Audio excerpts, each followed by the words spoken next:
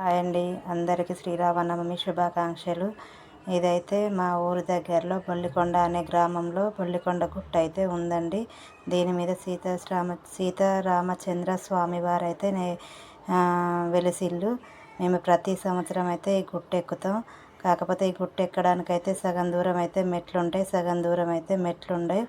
సగం దూరం ఇట్లా అట్టుగానే వెళ్ళాలి.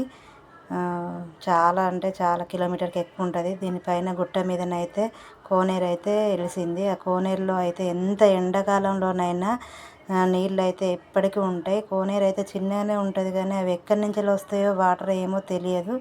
కాకపోతే అందులోనైతే ఎప్పటికీ 24 గంటలు వాటర్ అయితే ఉంటాయి. ఈ నీళ్ళని అయితే తీసుకెళ్ళి చిలకల మీదనైతే చల్లుకుంటారు. ఈ చిలకల మీద చల్లితే పంటలు బాగా పండుతాయని రైతుల యొక్క నమ్మకం. తర్వాత సీతారామచంద్రుల వారిని దర్శనం చేసుకున్నాక పైన గుట్ట మీదనైతే కిందికి చూస్తే చూడండి ఎంత బాగుందో. లొకేషన్ అయితే చాలా అంటే చాలా అందంగా ఉంది. చిలకలు చేన్లు ఎట్లా పడుతున్నాయి చూడండి. కొన్ని వేల కిలోమీటర్ల దూరం నుంచి వెళ్తే ఎంత బాగున్నాయో.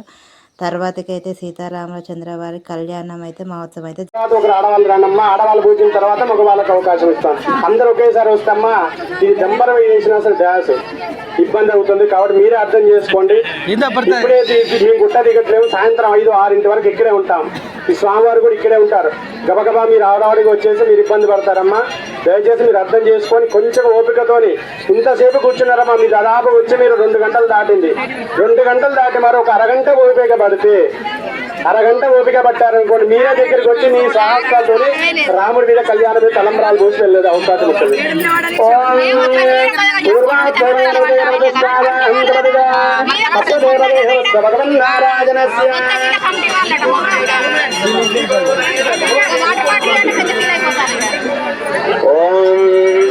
అతో దేవా అవందనాయతో విష్ణుర్విచక్రమే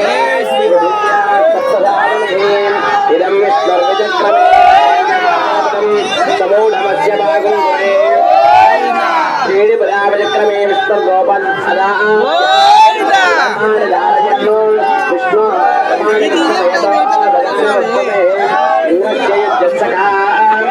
విష్ణు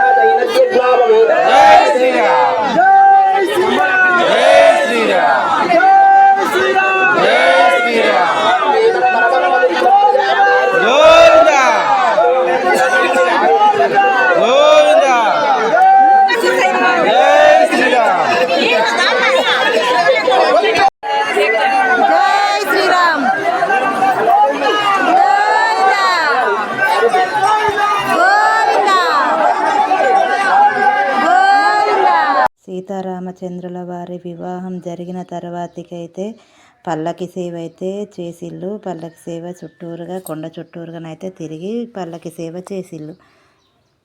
మేమైతే కొండ దిగుతున్నాం. కొండ దిగుతుంటేనైతే సింధు వాళ్ళైతే సీతారామచంద్రుల వారి వేషాలు వేసుకొని అయితే అక్కడ ఉన్నారు. కొండ దిగినాక సీత చూడండి ఎంత అందంగా ఉందో. మేము కొండ దిగినాకనైతే అన్నదానం కూడా పెట్టిళ్ళు. ఓకేనా, బాయ్. ఇది బొల్లికొండ తీర్థం ముచ్చట. బాయ్.